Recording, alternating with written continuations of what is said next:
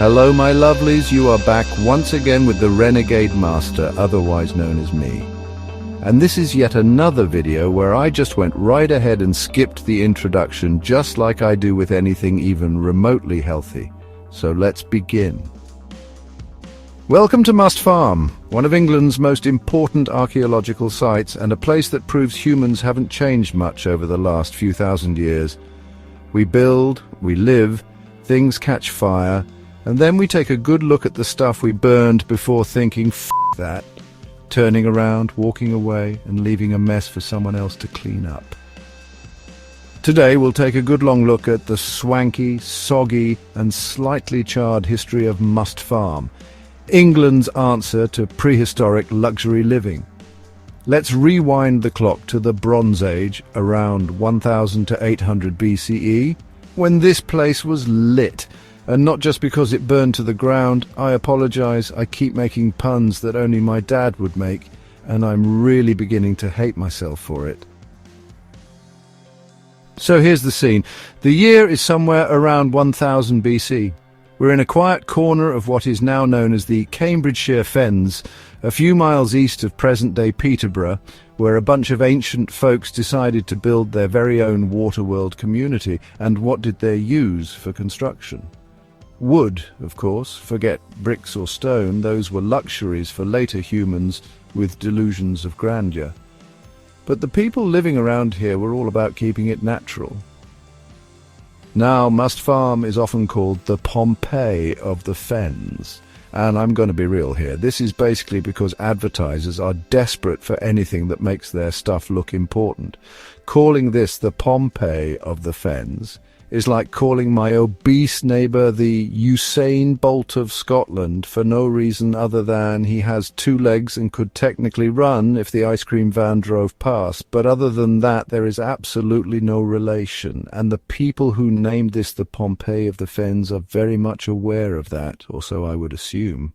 They do this kind of thing a lot in archaeology, especially in places which could only dream of having something as rich as the real Pompeii. They'll take one destroyed twig and go, "Oh my God, this is the Pompeii of Canada," and you're just like, "Nah, bro, nah, it isn't." So stop talking rubbish. It's like when they call every single political controversy something gate. And I find myself overwhelmed with the urge to reach through my TV screen and slap someone upside the tits. So, anyway, sure, this site is like Pompeii. If Pompeii had been underwater, built with twigs, was just 5 wooden huts instead of a whole stone city, and didn't have the drama of a volcanic explosion. No volcanic lava flows here, folks. Just a swamp, some fire, and a handful of villagers wondering where the sudden intense heat came from. These houses at Must Farm weren't on land. Instead, they built their homes on stilts over a river, essentially creating some of history's earliest waterfront properties.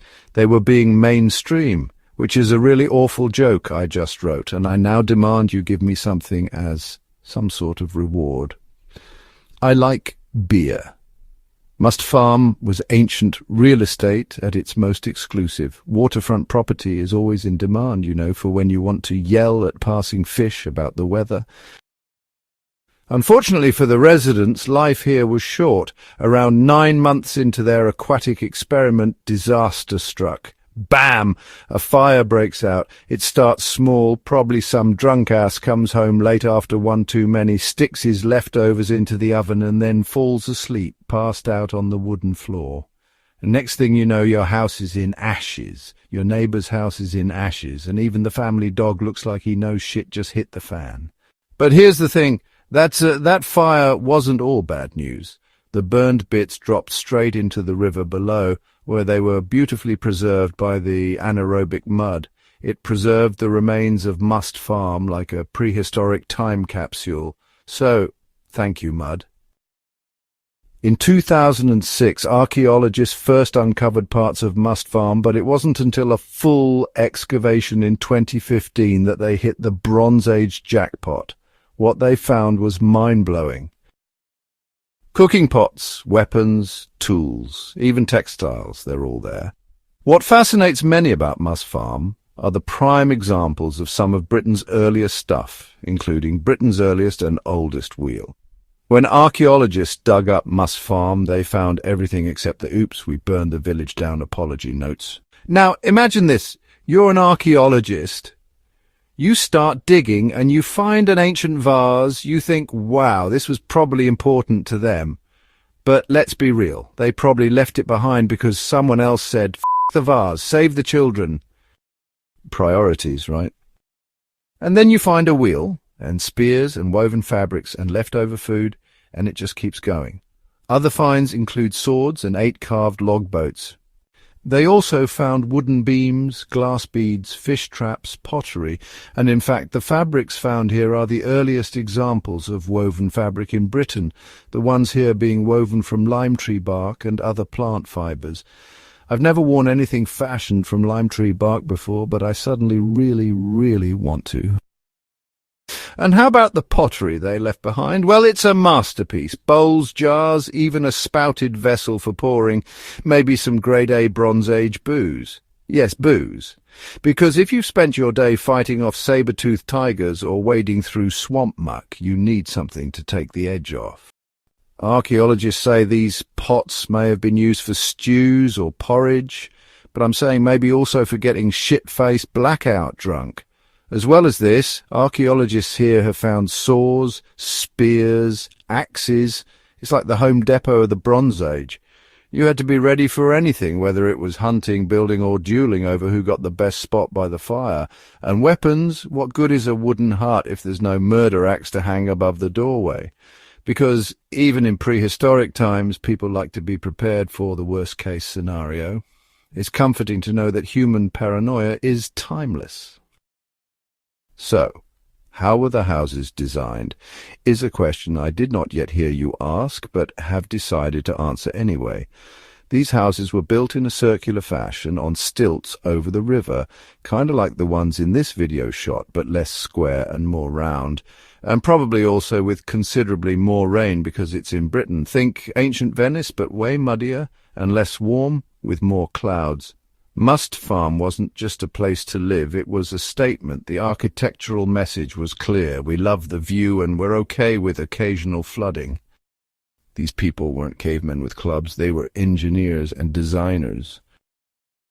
What's also fascinating about Must Farm is that everything found here is found in situ, meaning it is found in the original place in which it was originally built and then originally fell as the fire blazed. The result being that the houses are found with the still remaining original plan, from which we can see that homes were compartmentalized, much like our homes today. They had an area for storing tools and another bit where all the weaving was done, and then an area all set aside just for eating and drinking, keeping everything separate and in its place.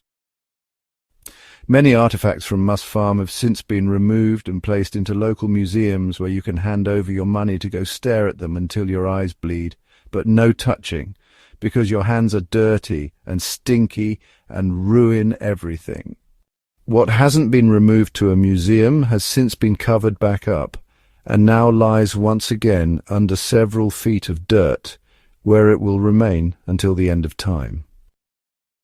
So what can we learn from Must Farm? For starters, don't build your house on stilts unless you really like damp feet. Second, even in the Bronze Age, people were f***ing shit up and losing their stuff. Someone lost their family heirlooms here, and I think we can all assume they were raging with anger at the drunk idiot who let it all burn to the ground. Jokes aside, what makes Must Farm special is how it challenges our understanding of Bronze Age life. For a long time, scholars thought of this period as simple and primitive, but the artifacts from Must Farm reveal a community full of ingenuity, craftsmanship, and, dare I say it, a flair for drama. After all, they built homes over water and still managed to set it all on fire, in turn preserving their lives in poetic detail. If that's not dramatic, I don't know what is. Think about it. They set fire to shit that was on water. How impressive is that? I mean, if my kid came running to me screaming she'd managed to set the local swimming pool on fire, I don't even think I'd be mad. That's impressive. 5 stars and a free strawberry muffin for that kid. Must Farm reminds us that history isn't just about kings, queens and battles. It's about everyday people living their lives, making mistakes and leaving behind stories for us to discover. So next time you burn your toast or walk right into a glass door, just remember that you're not the raging idiot everyone thinks you are. You are merely one in a long line of exquisite mistake makers and are responsible for keeping an ancient tradition alive.